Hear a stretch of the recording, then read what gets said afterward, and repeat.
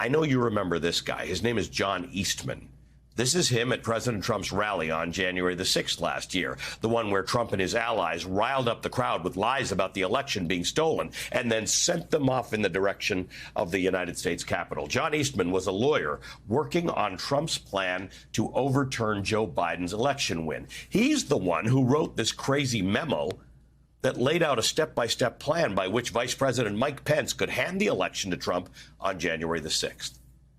That plan, in a nutshell, was for Pence to declare that Biden's win in 7 swing states was disputed and therefore could not be counted.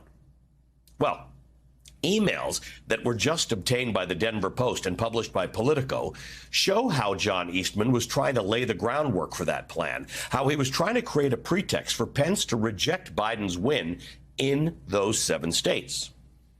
What he did was he came up with a magic formula by which those states would just not count a whole bunch of Biden votes. Because remember, if you just toss out a whole bunch of your opponent's votes, voila, you win.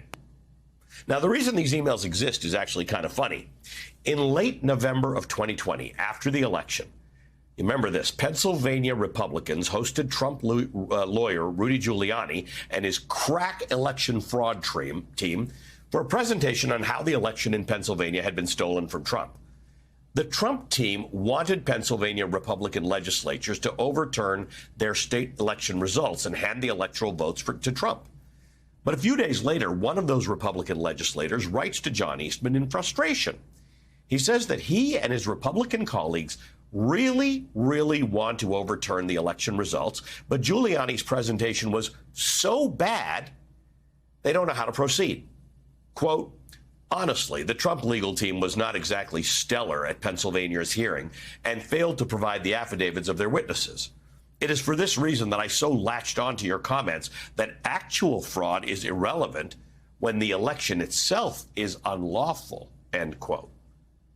So this Republican lawmaker in Pennsylvania writing to John Eastman saying, we know in our bones there was tons of fraud and illegal voting, but Rudy can't prove it. So just tell us how we can still overturn the election. And John Eastman obliges.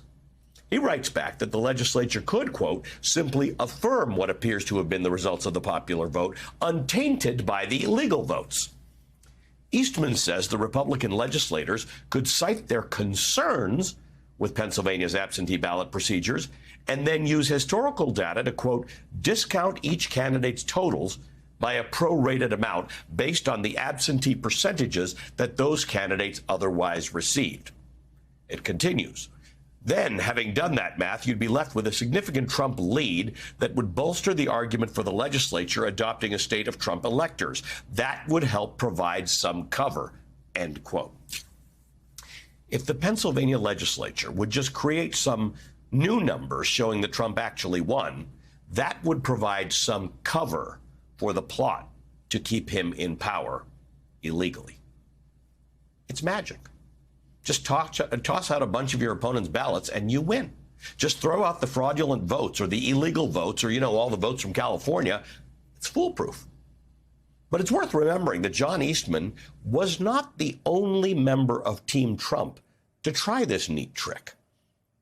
You remember the infamous phone call in which Trump himself berated Georgia's Secretary of State, pushing him to find just the right number of votes to make Trump the winner in Georgia. But less well remembered is that Republican Senator Lindsey Graham also called Georgia's Secretary of State after the election.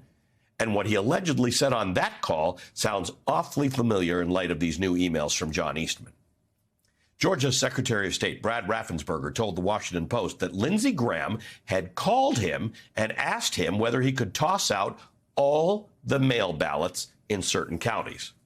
Quote, Raffensperger said he was stunned that Graham appeared to suggest that he find a way to toss legally cast ballots. Sure looked like he was wanting to go down that road, Raffensperger said. Graham denied it at the time.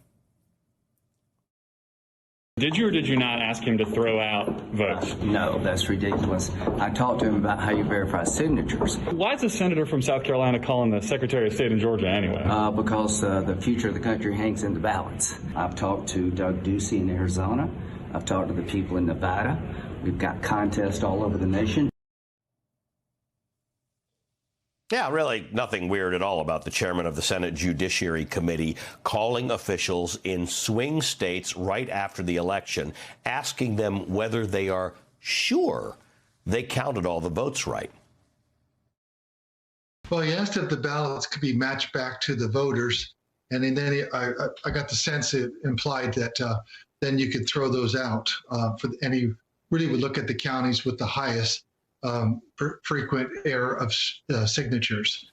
So that's the impression that I got. I just want to be clear on this, Mr. Secretary. You say Senator Graham wanted you to find ways to get rid of legally cast ballots because CNN asked him about these allegations. He denied them. He says that's ridiculous.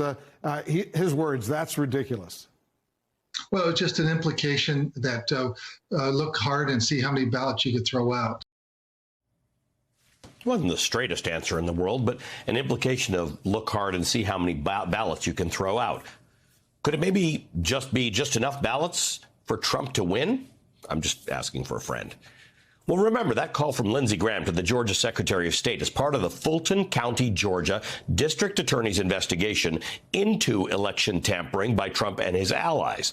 That Georgia prosecutor just seated a grand jury for that investigation last week. And today, our show confirmed that the investigation has secured cooperation from multiple Georgia fake electors, who were another key part of the John Eastman scheme to overturn the election. Vice President Pence was supposed to be able to point to these slates of fake Trump electors from the swing states as evidence that the election results were in dispute, and then toss out those states' votes. Because remember, if you cannot earn more votes than your opponent, you can always just toss out their votes until you win.